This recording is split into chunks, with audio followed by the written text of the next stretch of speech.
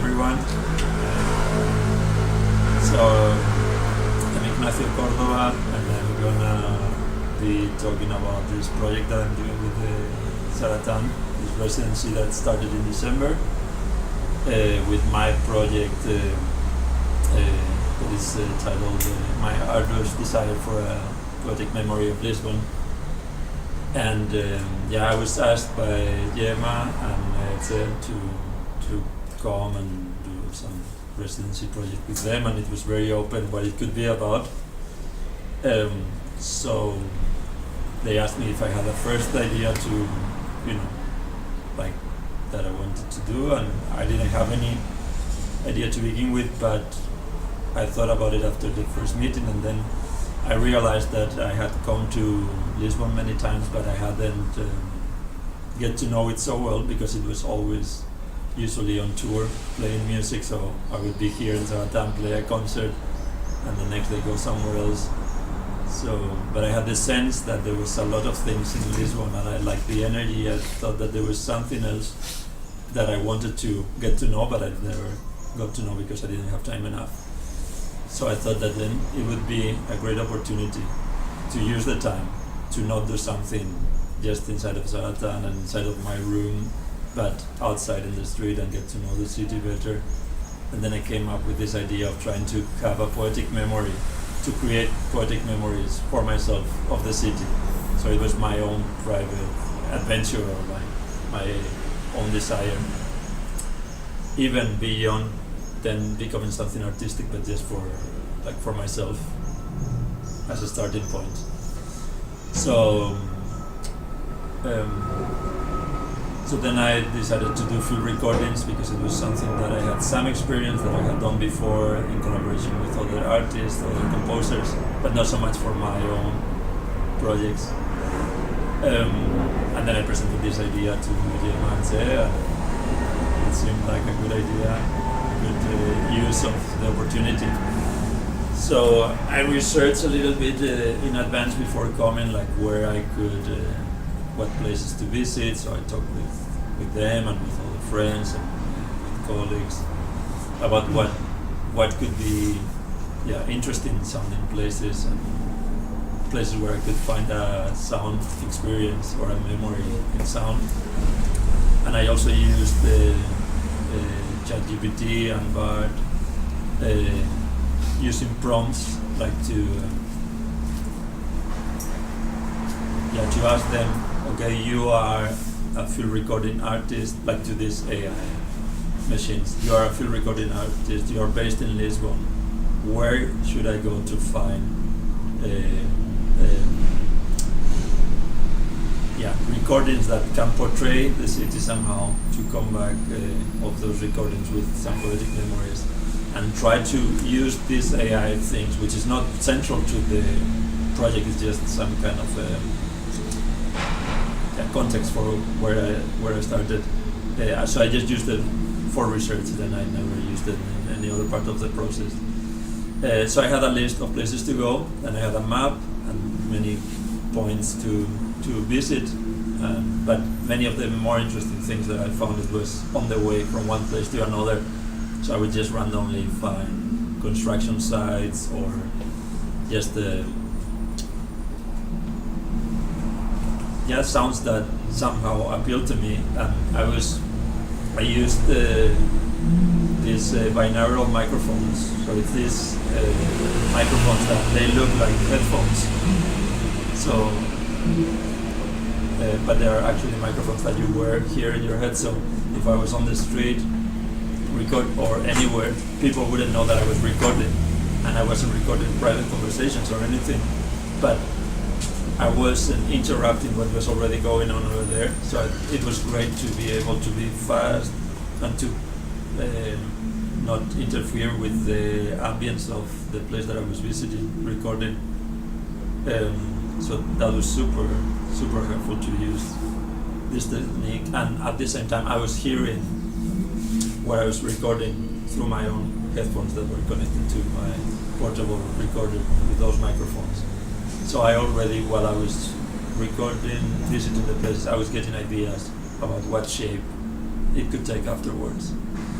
And actually, after the first day of recording, I started editing a little bit, and I had no idea what the whole project was going to be about.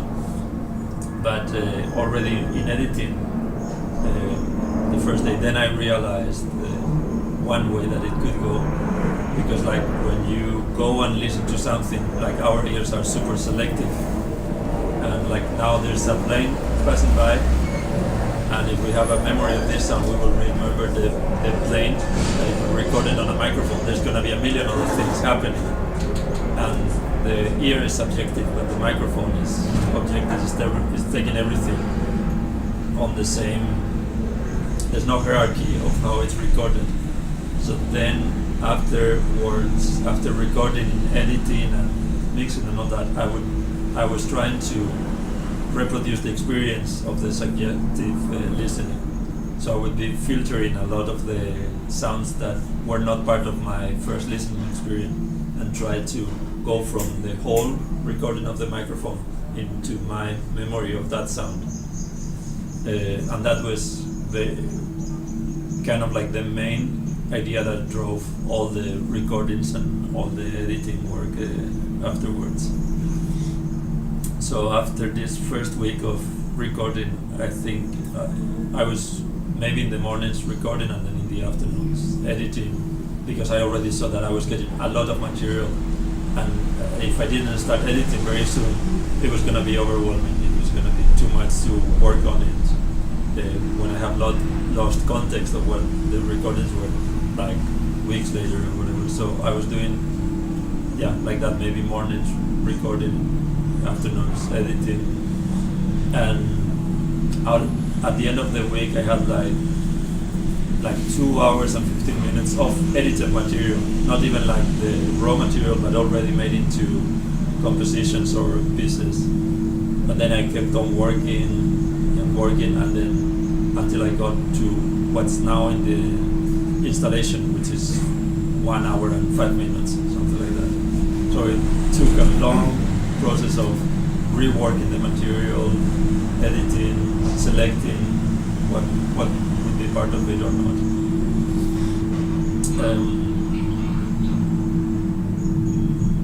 Should I go into what's in the installation, or do you have some questions before? Or? I think you can go, and okay. Then in the end we bombard you. Yeah, good. So with all this material, I was also collaborating with Francesco Toninelli, who is a musician and audio engineer from Italy, and he's very close collaborator with me. So we are always in contact in all of my projects.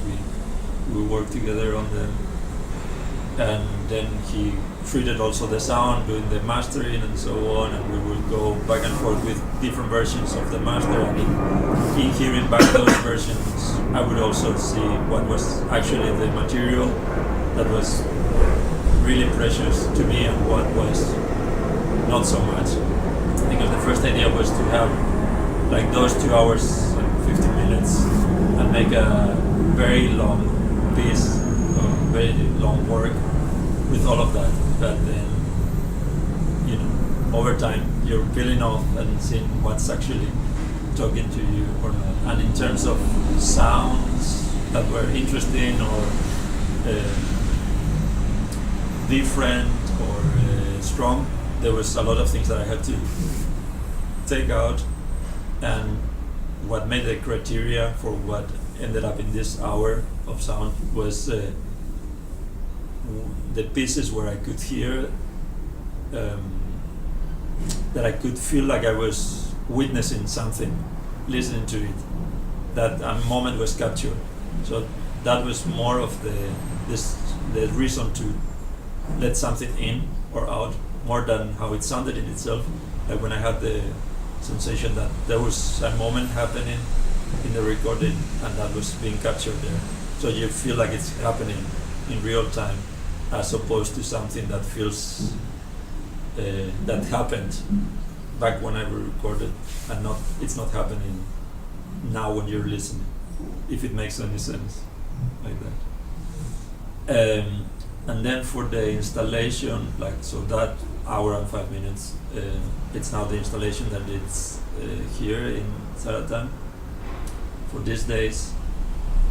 And you know, the first recording was made with these binaural microphones, which are meant for to be listened on headphones to have the full experience of the depth and 3D kind of experience of sound. And that's also how I worked mostly on it, like editing the material and so on. But then the translation into having it in a room, that's also something that I worked with Francesco during these months, because some things would work really well on the headphones, but then when it was in a room, they would get a bit lost. So we had to work a little bit technically on how to make the sounds be more present in a room just outside of your ears. And in setting it up here, I actually think it works really well. And one of the things that I noticed very quickly is that the volume had to be louder than, than normal, or than the volume would be in the real place where we recorded it. So you get more immersed in the sound. So it's a little bit hyper-realistic, so to speak. Because otherwise, if it's just, the sounds are treated and there is filtering to go to selecting some specific sounds that were happening. But if it weren't done in that higher volume, then it would blend too much with whatever else is going on, and whatever else you feel like as a normal experience of sound, in your daily life. And I think it would be too easy for your mind to disconnect. But if it's too loud, it's like seeing a sculpture that is your same scale, or that is pumped up into a bigger scale. And I think it works pretty well in the room. Yeah. And then the idea is also that this work is not only going to be the installation, but it's also planned to be a release of the record later this year. Still seeing what formats. For sure, I'm pretty sure on tape, but maybe some other, digital, but maybe some other formats. There's a possibility. Yeah. I think more or less that's it. If you want to go into the question. Yeah, maybe I would like to ask if it's something, this kind of project is something that you felt it's in a wall and is concluded, or is something that can bring you to do something else somewhere else? I don't know if the question is well made. Yeah. Like, what do you take from this experience of field recording, and if you see other things happening in the future with this method, with this either the method or the installing or the sound treatment? Yeah. No, for sure I'm gonna keep on working with field recordings. Probably in a different way. I don't want to take the same approach that I did this time, both conceptually and also technically. But for sure I'm gonna keep on working on field recordings, because there's also other projects that I have coming up where I'm gonna be working with a composer who she's called Nana P. Avo Kim, and she's a composer from Denmark, where I live. And actually my first kind of real experiences with field recording, it was also with her, because she hired me a couple of years ago to make a project for the jazz festival in Aarhus, in a city in Denmark. And it was about making some kind of portrait of the city. And then we made a selection of recordings that we did in a couple of days in Aarhus. And then we played them live with an orchestra, or a big band of improvisers that she would direct, me and them. She would direct live with sound painting, like a hand gesture, the language that she has developed for conducting improvisers. and that was my first experience. And now we're gonna be doing it again this year in Asia. That is also another city in Denmark. And for sure I'm gonna keep on working like that. And that's gonna be different also because it's for her. It's a different approach. But for me, like now here in Lisbon, it was like my biggest dive into field recordings in my own terms, when it's not something that I do in collaboration or for someone else's vision. And I keep on working. I want to keep on working on it because I think it's a fascinating way of getting to know a place and to connect in a very personal and also artistic way with a city or a place. And I think it has a lot of different possibilities, ways of working besides how I have done it so far. So for sure I'm gonna keep on working on it. Maybe more than a question is an observation, where Right. I think when I think about field recording, I often have this image of something very documental somehow. Yeah. And instead I think the impression when I am inside the room is something very surreal. And Yeah. I don't know if you want to speak about this, how the reality is there but it's not, it's distorted somehow. Yeah. I don't know. Yeah, no, for sure, because in preparation for starting recording, I did a lot of writing notes, trying to collect my thoughts to understand what is it that I wanted to do with it. And some of the notes that I took is that I wanted to think about how, if I made some kind of archetype of what the field recording person would be, kind of in the vein of what you're saying, archiving, documenting, kind of sociologist way of being outside to not interfere and all that. I thought, okay, then if that's the archetype that comes to my head, I want to do exactly the opposite, where it's something that I'm interacting with, and it's personal, and you can hear me talking with other people, and you can hear my steps. And also that in the act of recording, I was also it was kind of performing it, so I would be using the microphones also a little bit as an instrument. So a little bit in a choreographic way also. So I would decide how to walk through a space, thinking about how I'm recording it because of how I'm walking.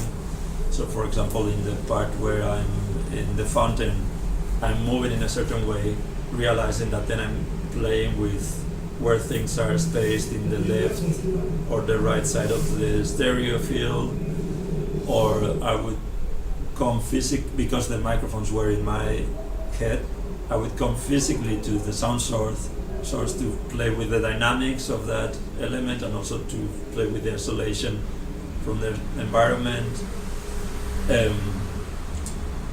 But also in working with Francesco in other projects where there's also a little bit of field recordings involved, he recognized that some of the things that I do, that he described it, that there was some kind of magical realism thing going on, experience, or for him as a listener. And that's also something that I think it's very present in a way, that's just a way of putting it into words, but that kind of feel, I think it's also in this, where I'm not interested, I wasn't interested in being outside of the sound and respectful and not interacting, and I wasn't trying to get anything objective, but I wanted my subjective, intimate relationship with what happened to be the guiding thing. I don't know if I'm answering the question. Can I ask you about the way you decided to install?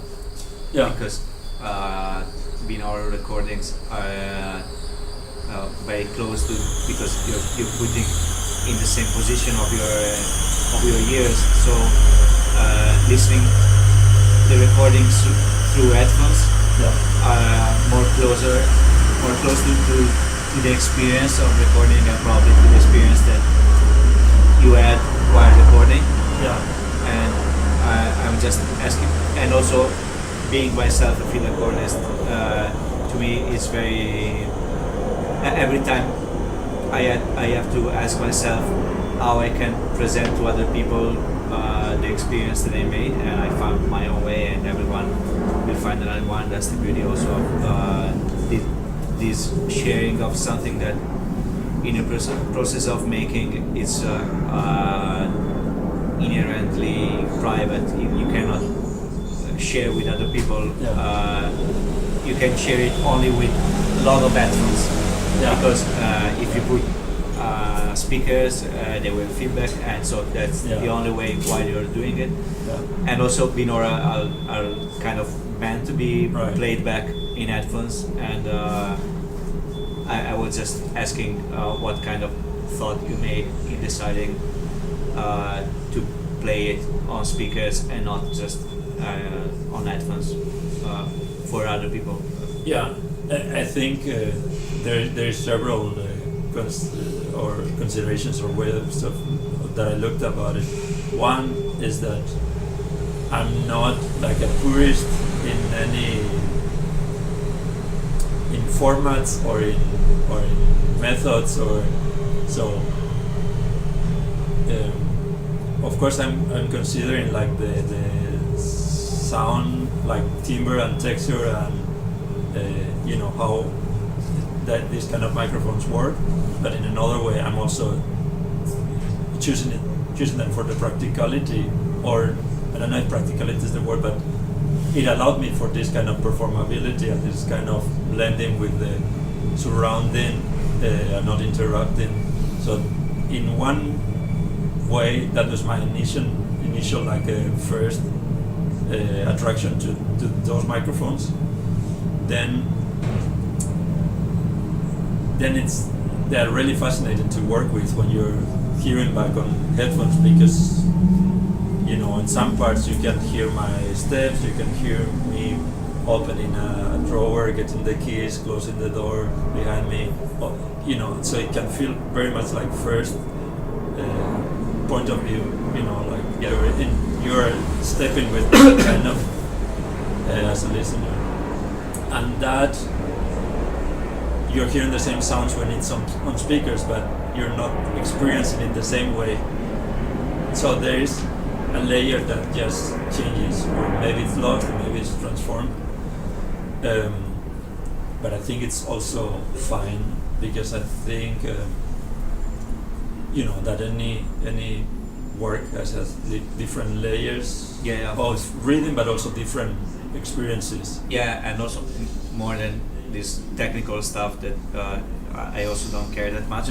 I'm also questioning a lot also for my work about the way these private experiences can be shared with other people. So it's also nice to see how different artists choose to work with this idea of sharing private points of view.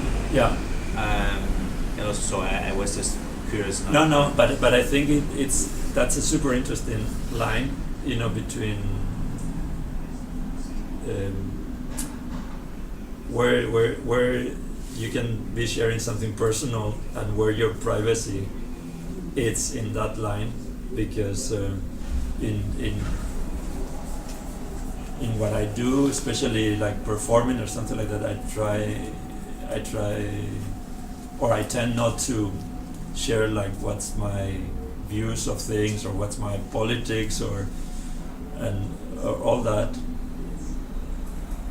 because in a way I think that the experience of being together in a room and performing and sharing all that, it goes beyond that, and I have my own hesitations about overtaking someone else's space, making it about my own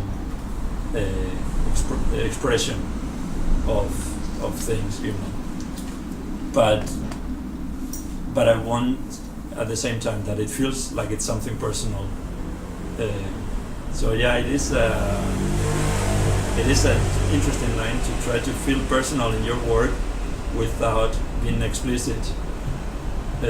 Also because I also have my own privacy that it's just for me. I don't know if I'm going away from your point. Yeah, but that's fine. Also, I was thinking about this photographer that I met that he was showing these very private memory photographies, and he didn't use the fixer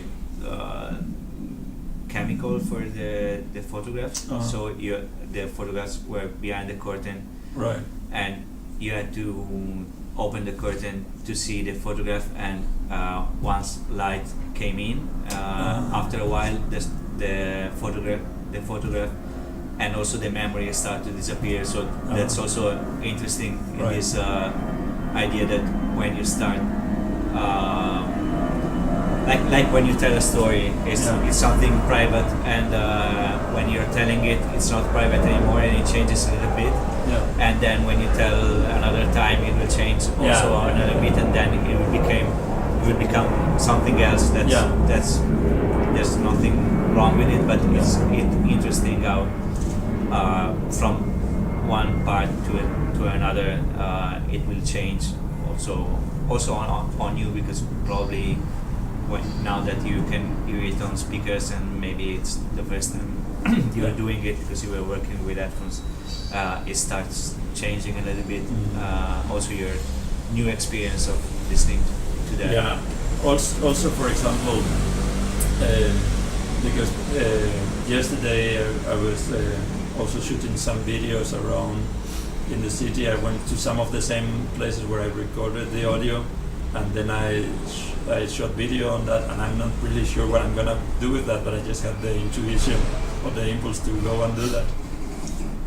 And it was very strange. I cannot still place the feeling, but it was a strange feeling to be at the same place, but it's not the same moment. And if I recorded that day instead of when I did, it would be a different feel.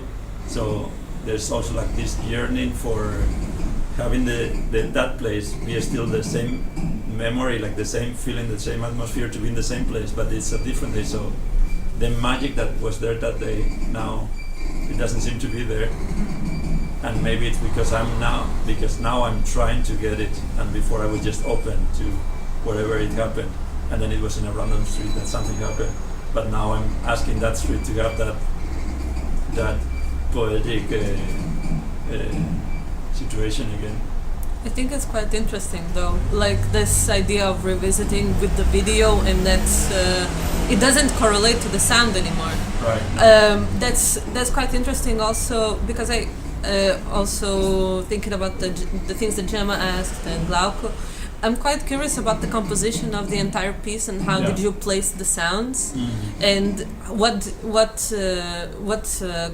connection do they have to this chronological aspect of you first seeing one place and then the other, and then of course the later you've experienced more of the city, and how did all of these personal experiences, how are they placed within the piece itself?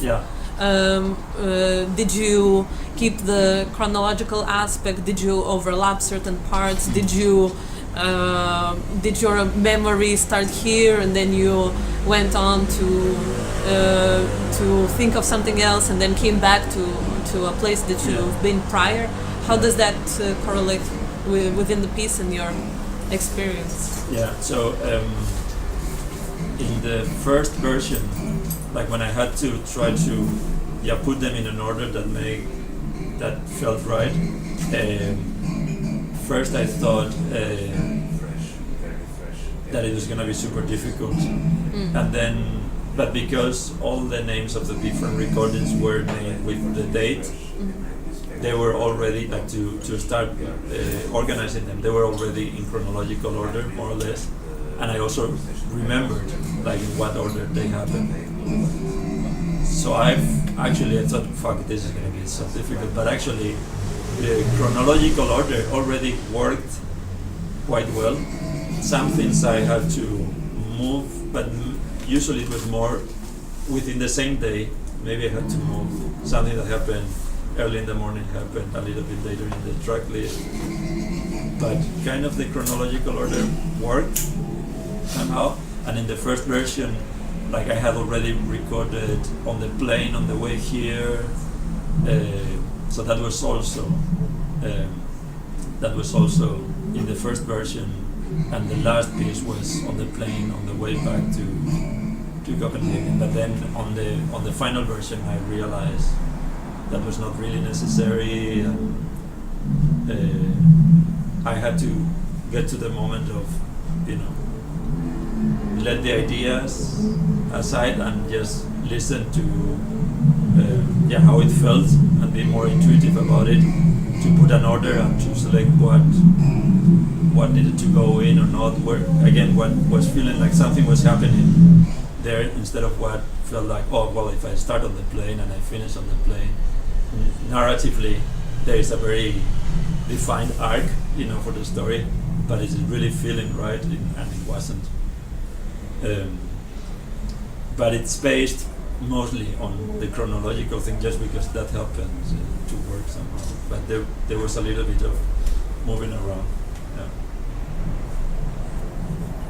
Also about what she asked, and about your idea of going back to film the same places.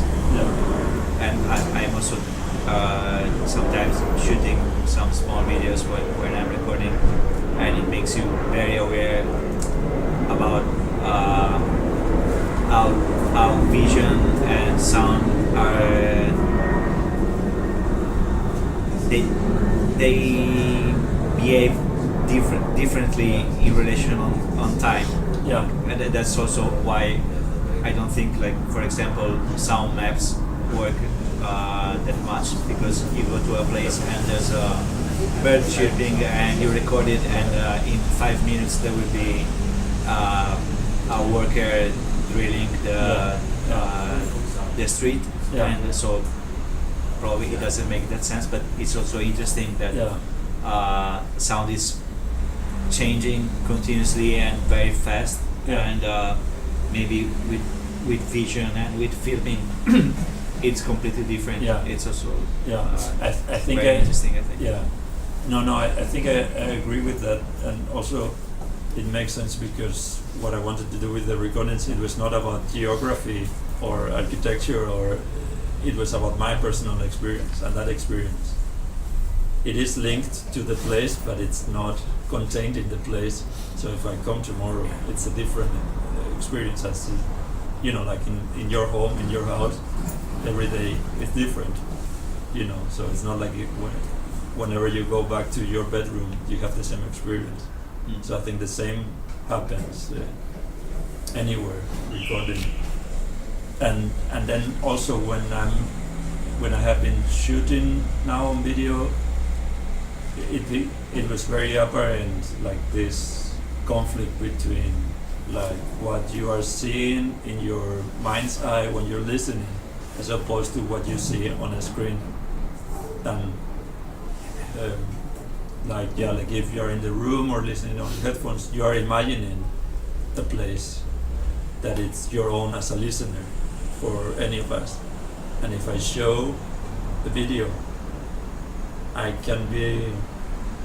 defining already some visual thing.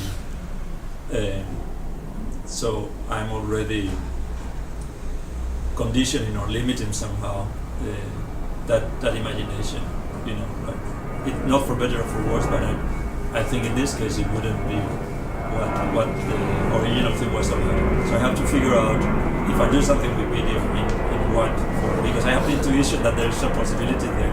I just haven't found it yet. Did you find at the end at least one space where the sound was somewhat consistent, even with the ongoing variations, that you would come back there and you would say to yourself, like, yes, it does sound like it's supposed to? Well, for example, at the fountain here in the Circulo, the fountain is always there, so both times that I have been there, it's there, so the sound of the water, it's persistent. but then it sounds completely different because now this time there was like it was in December. Now there's good weather, so there's people there. There's more people walking by. Yeah. But in a way, the thing it is with sound, but I don't think it is about sound. What I have done. It's more about the memory and about the experience. So it's not so important the sound, and that's also the criteria when I selected what to include. It was not so much about if it sounded great or impressive, but if there was something captured there. I have something detached from the world and existence, but I need to ask you. Yeah. What is your relationship with volume? As a musician, as a recorder, as a visual artist that uses sound to show something else, with volume, what is your relationship? Yeah, very like a very strong one. I think that volume it can be an opening for a lot of things, like physically. To feel it physically and right, to feel it physically, like it can make you aware of your own body, of your physicality, or can make you aware of the room. It can be very psychedelic. It can like take you to another state of perception. It can make a place feel more surreal and feel new, you know. Or welcome or unwelcome. Right. It can feel abrasive and like it can make a room feel empty or full. Yeah. I think it's fascinating. And for example, here I could hear like there is this threshold of volume that if it was too low, like because I think it's very delicate, the material, like sound in general, but in this case it's very delicate in the sense that if it's presented not only with volume but different parameters, but with volume, since you're asking, if it's less than it should be, it's unnoticeable. It can just pass as a random thing within the other sounds. And if it's too much, it can be you can have a resistance that doesn't let you get in. So you're in this threshold of and it's very difficult to write, I think, because not only for this, but when playing music or sound in general, because I have my threshold, you have yours, so it's very difficult. And to everyone transfer. has individual experience of their threshold with sound. Yeah. That is, I think that is not spoken about, but it's very true and real. Right. We all of us that are here have a different threshold. Yes, and maybe as if we are musicians or we work with sound, we have we know sound in much more detail, so we can be more conscious about what our threshold is. And even though we all live with sound, not everyone can define it, you know, to know the limit or like to know what's their zone. It's a sense like any other sense. So we are sensitive and trained to this, or we are not. As smell, as eyesight, as taste, whatever. Sorry to interrupt. I just had this specific question. Right. I realized that I didn't say anything about worker journeys. Should I say something about that? Yes. Yes. I Great. think that I'm in the right Yeah. I mean, you end up saying something because you speak about this distance, but it's interesting. Yeah. If you can explain to a general audience. Yeah, because where to begin? I think in general, like in arts, in any arts, like the notion of personas and characters and alter egos and pseudonyms and all that, it's super inspiring for me and fascinating, and I think it as, I don't know if it's a tool or a philosophy or an approach to things or life. I think it's super powerful, like to open up to be able to step outside of who you think you are, and it touches on bigger philosophical issues about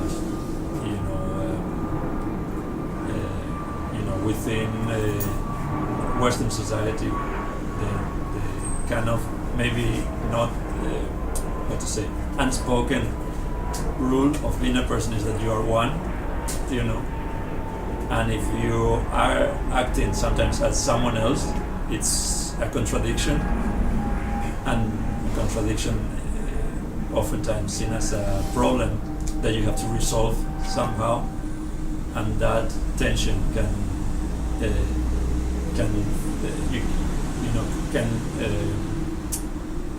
take to guilt and so on. But I think in other times of history and in other societies perhaps it's not like that. Like we in Western society, we're a monotheist society. Even if we're secular now, that's still the tradition that we recognize right now. So one God, one person, one personality, or like one identity. And in other societies, polytheist, so you have one God for each of your identities, so with each of them they take care of, they represent your different ways of being. And I feel much more, it is that way of understanding being a person, that we are actually many people in one person, and each of us, and they also change over time. That makes so much more sense to me, and it frees me to do different things. So